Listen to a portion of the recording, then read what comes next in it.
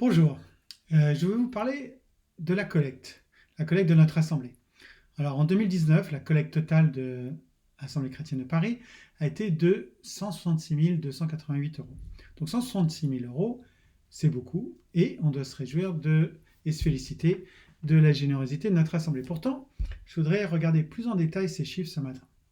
Alors si on prend le fait qu'on a 200 membres en fin d'année 2019, ça fait une moyenne de collecte pour Paris de 69 euros par mois et par membre. Alors, 69 euros par mois, est-ce que c'est beaucoup? Est-ce que c'est pas beaucoup? Comment savoir? Alors, une des choses qu'on peut faire, on peut comparer avec d'autres assemblées voisines, comme Amsterdam, Zurich, Genève. Là, ils sont près de 200 euros par mois. Bon, admettons que c'est des églises un peu plus riches, plus petites. Ok. Dans des économies un peu plus difficiles, comme Prague, Budapest, on est plutôt aux alentours de 50 euros par mois. Maintenant, si je compare avec des églises similaires à Paris, comme Berlin ou Munich, là, ils sont plutôt à 120 euros par mois. Donc, 69 euros par mois pour Paris, je pense que ce n'est pas beaucoup. Si on regarde plus en détail, dans notre assemblée, comme je prépare les attestations fiscales, ce qui correspond à peu près à la moitié des membres qui donnent par chèque ou par virement, je peux regarder, il y a deux groupes. Il y a un groupe qui va donner en moyenne 160 euros par mois et un autre groupe qui va donner plutôt 16 euros par mois en moyenne.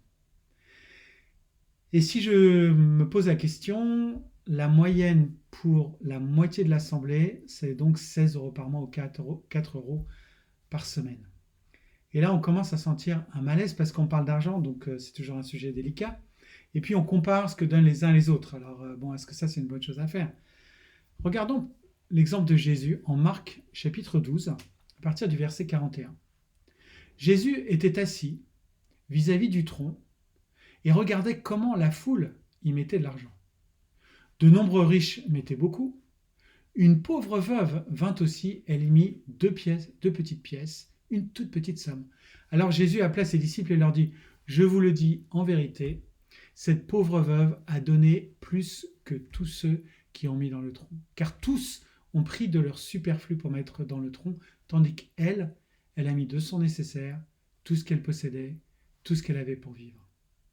Déjà, Jésus regardait ce que les gens mettaient dans le tronc.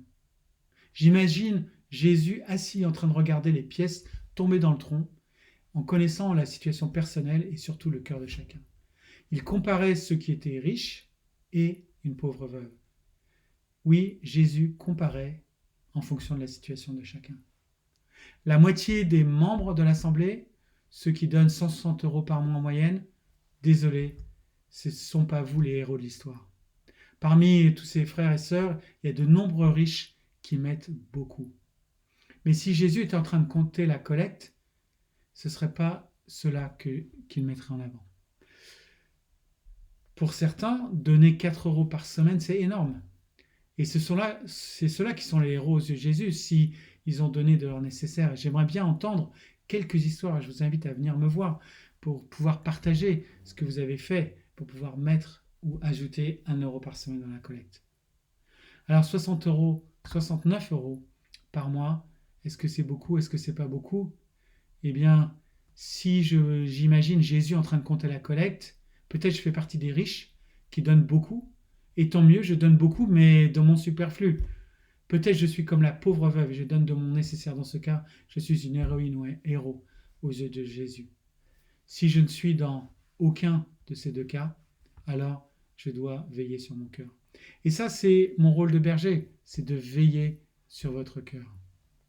Si prenons un autre passage en Luc chapitre 12, versets 33 à 34. Vendez ce que vous possédez et faites don de l'argent. Faites-vous des bourses qui ne s'usent pas, un trésor inépuisable dans le ciel où le voleur n'approche pas et où la mythe ne détruit pas. En effet, là où est votre trésor, là aussi sera votre cœur. Où est mon trésor? Le problème, c'est que notre cœur est là où est notre trésor. Si notre trésor, c'est notre sécurité financière, nos vacances, nos sorties, alors c'est là qu'est notre cœur. Et notre trésor en tant qu'assemblée, c'est la mission déjà la mission pour l'Évangile. Nous avons la mission à Bordeaux, nous avons déjà une partie de la collecte pour ça, nous avons un soutien de d'autres assemblées, mais on va envoyer une équipe, donc on va perdre une partie de notre collecte. Est-ce qu'on devrait leur demander de rester à Paris? Est-ce qu'on devrait prier pour envoyer à Bordeaux ceux qui donnent le moins? Ou peut-être on devrait prier pour ceux qui donnent le plus, parce que c'est là où est notre trésor, là aussi sera notre cœur. La mission aussi, c'est pour les jeunes. Les étudiants, ils ont besoin de salles pour se réunir. On a diminué le nombre de réunions des étudiants en 2019 pour faire des économies.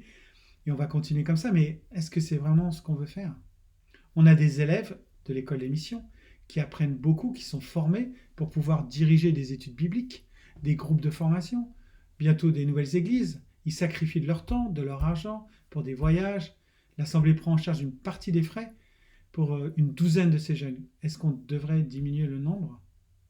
On a 2 jeunes stagiaires, on a Margot et Emma en ce moment, elles travaillent chacune 10 heures par semaine, elles sont formées par Courtney dans le ministère des étudiantes.